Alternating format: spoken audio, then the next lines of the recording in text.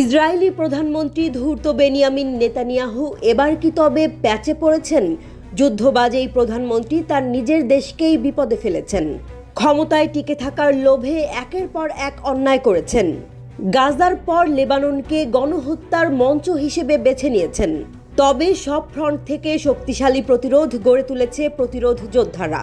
নেতৃত্বে রয়েছে স্বয়ং ইরান।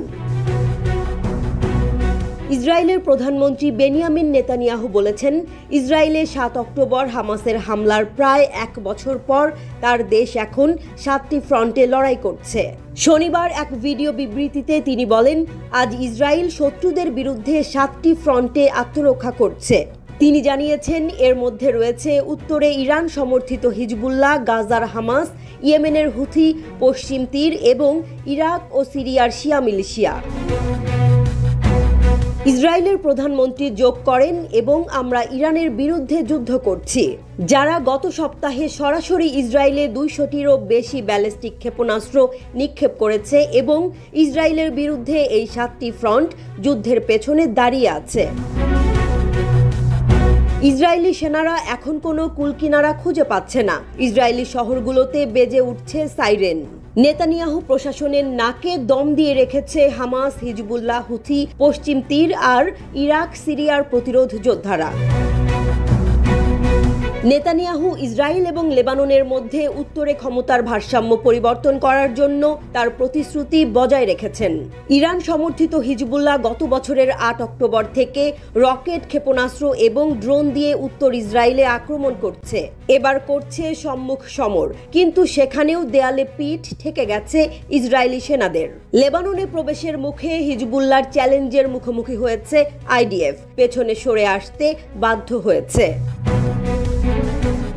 গাজার কথা উল্লেখ করে নেতানিয়াহু বলেছেন, ইসরায়েলের আত্মরক্ষার অধিকার রয়েছে এবং তারা ১০১ জিম্মিকে ভুলে যাবে না। জিম্মিদের ফিরিয়ে আনতে আমরা আমাদের সর্বশক্তি দিয়ে লড়াইয়ে প্রতিশ্রুতিবদ্ধ।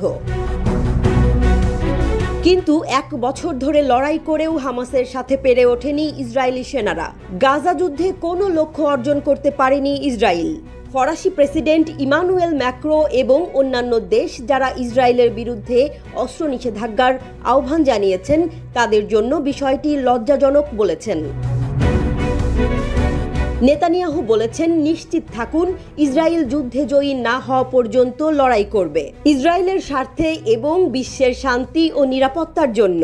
ইসরায়েল নাকি বিশ্ব শান্তির জন্য লড়ছে, এর চেয়ে হাস্যকর আর কি হতে পারে?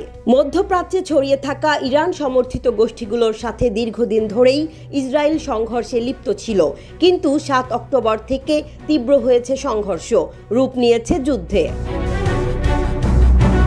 হুথি এবং হিজবুল্লাহর মতো গোষ্ঠীগুলো বলছে যে তাদের হামলা গাজায় ফিলিস্তিনিদের সমর্থনে। ইসরায়েলের সামরিক অভিযান কয়েক হাজার মানুষকে হত্যা করেছে এবং মানবিক সংকটের দিকে নিয়ে গেছে।